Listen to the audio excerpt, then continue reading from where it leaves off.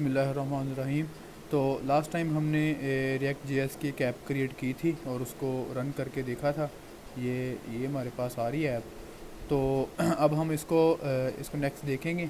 ये हमारे पास इसमें जब हम ऐप क्रिएट करते हैं तो इसमें ये डायरेक्टरीज़ हमारे पास बनती हैं। तो ये फर्स्ट डायरेक्टरी जो है नोड मॉड्यूल, किसमें तमाम जो भी डिपेंडेंसीज़ वो इंस्टॉल जो होती हैं उसकी तमाम फ़ोल्डर्स होते हैं उसकी नेक्स्ट आगे डायरेक्टरीज़। और ये पब्लिक की डायरेक्टरी है हमारे पास, पब्लिक का फ़ोल्डर। इसमें इंडेक्स की फ़ाइल होती है जो कि रूट फाइल है।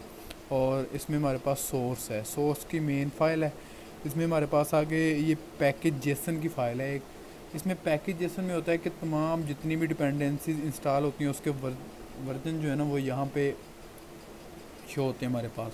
अगर हम npm init की कमांड रन करें ना तो हमारे पास ये जेसन पैकेज की फ़ाइल जो है वो हमारे पास क्रिएट हो जाती है। ठीक है, आगे हमारे पास मेन जो है ना ये ऐप डॉट जेएस की जो फ़ाइल है ना, इसमें हमारे पास तमाम कोड एग्जीक्यूट होता है जो भी हमारे पास कोड हम एग्जीक्यूट करना चाहें। इससे पहले मैं आपको बताता चलूँ कि एक आपने ये लाजमी इंस्टॉल कर लेनी है, ये एक्सटेंशंस हैं ये सारी।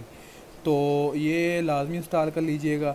ये असल में कुछ रिएक्ट नेटिव के बारे में है, कुछ रिएक्ट जेएस के बारे में है। तो आई सजेस्ट कि आप इसको इंस्टॉल कर लें। अच्छा ठीक है, इंस्टॉल करने के बाद आप जो है यहाँ पे आएंगे ये ऐप जेएस में। ये ऐप जेएस में जो ये वाला कोड मतलब एग्जीक्यूट कर रहा है ये, तो हम इसको सारे कोड को ख़त्म करेंगे। और सबसे पहली लाइन हम किसी भी फ़ाइल को क्रिएट करते हुए जो लिखते हैं वो है import react component from react.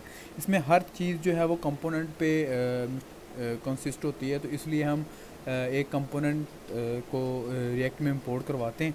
तो उसके अलावा हम ये लिखते हैं ऐप। ये हमारी जो ये बनी है फ़ाइल, इसमें क्लास है, क्लास का आगे नेम है ऐप नेम की एक क्लास है। और इसका आगे एक्सटेंड है ये कंपोनेंट्स के साथ। ठीक है, ये कंस्ट्रक्टर है इसका, ये सारा ये स्टेट है इसकी ये वाली। तो इस स्टेट में हम जो भी हमारे पास वेरिएबल्स होंगे हमारी रिएक्ट जेएस में यूज़ होंगे वो सारे वेरिएबल हर फाइल की स्टेट में डिक्लेयर किए जाएंगे। ठीक है, इसको हम फर्दर देखेंगे। और ये रेंडर का हमारे पास एक फ़ंक्शन है, इसके अलावा और भी फंक्शन होते हैं, component did mount, component will mount, तो उसको हम बाद में देखेंगे। तो अभी ये बेसिक की तरफ हम आते हैं। तो ये रेंडर का कंपोनेंट जो री रेंडर होता है, तो इसके अंदर रिटर्न होता है। रिटर्न में जो भी कोड है ना वो हमारा एग्जीक्यूट होता है। हम अब लिखेंगे h2 टैग में, ये HTML के टैग हैं सारे। तो हम लिखते हैं हेलो वर्ल्ड। तो जब हम हेलो वर्ल्ड लिखेंगे तो यहाँ पे हमारे पास प्रिंट हो जाएगा हेलो वर्ल्ड। ओके, ये जो भी हम इस ऐप में लिखेंगे ये हमारे पास प्रिंट हो जाएगा वर्ड की फॉर्म में। ठीक है, तो हम इसको कर देते हैं जी दिस इज़ ऐप कंपोनेंट। ठीक है, ये हमारे पास आ गया जी। ये हमने एक कोड शो करवा दिया कि ये हमारे पास ऐप कंपोनेंट है। ठीक है, ये हमारे पास शो भी हो गया। अब हम कंपोनेंट क्रिएट करेंगे और उसको यहाँ पे इंपोर्ट करवा के जो मैंने आपको इंट्रोडक्शन में कॉन्सेप्ट बताया था तो वो हम इम्प्लीमेंट करते हैं। ये सोर्स की फ़ाइल में हमने एक फ़ोल्डर क्रिएट करना है जिसका नाम होगा कंपोनेंट। ओके, कंपोनेंट का फ़ोल्डर होगा। और इस फोल्डर के अंदर, क्योंकि इसमें ये कंपोनेंट बेस्ड एक लैंग्वेज है, तो इसमें जो भी चीज़ होगी वो हर एक कंपोनेंट में, इस कंपोनेंट्स के फ़ोल्डर में होगी। ठीक है, इसमें हम एक और फोल्डर क्रिएट करेंगे, उसका नाम रखेंगे हेडर।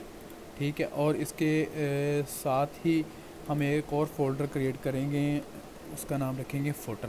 ओके, अब हेडर के फोल्डर के अंदर जाएंगे हम, तो इसमें एक न्यू फाइल क्रिएट करेंगे। तो फाइल क्रिएट करते वक्त हम ऐसे फाइल क्रिएट करेंगे .js। ये header.js की हमने हेडर के फोल्डर के अंदर एक फ़ाइल क्रिएट की है जो कि सिंपल है। और इसका फर्स्ट लेटर जो है ना वो लोअर केस में होगा। ठीक है, तो अब हम जब इसको क्लिक करेंगे ये एंटर करेंगे तो ये हमारे पास हेडर की एक फ़ाइल क्रिएट हो गई है, ठीक है। अब हम इसको, इसमें पहली लाइन वही लिखेंगे, import react component from react, okay. तो अब हमारे पास आगे नेक्स्ट हम इसको लिखेंगे, ये हेडर जो है ना, ये वाला हेडर जो मैंने अभी लिखा है, ये वाला हेडर जो है ये इसका इसकी क्लास का नेम होगा, जो सारी क्लास हो गई है तो ये ऑलवेज़ कैपिटल आना है क्योंकि ये कन्वेंशन है, ठीक है। ये इसमें उसी तरह कंस्ट्रक्टर है और रेंडर है और ये स्टेट है, ठीक है। कोई भी वेरिएबल जो हमने यूज़ करना है वो स्टेट में आएगा, ठीक है। अच्छा, तो अब इसके रेंडर में जाएंगे, इसके रेंडर में लिखेंगे हेडिंग में दिस इज़ हेडर, ओके। हम ये लिखेंगे दिस इज़ हेडर। तो इसके हेडर में हमने ये कंपोनेंट अपना एक क्रिएट कर लिया है। तो अब हमने दूसरा स्टेप क्या करना है, इसको ऐप में इंपोर्ट करवाना है, ठीक है। इंपोर्ट करवा के ऐप में यूज़ करना है। हम इसको लिखेंगे इंपोर्ट, ओके, इंपोर्ट। अब हम ये ऑब्जेक्ट क्रिएट करेंगे इस कंपोनेंट का, ठीक है। इंपोर्ट हेडर, ये भी, इसका भी कैपिटल आएगा क्योंकि ये एक ऑब्जेक्ट है। फ्रॉम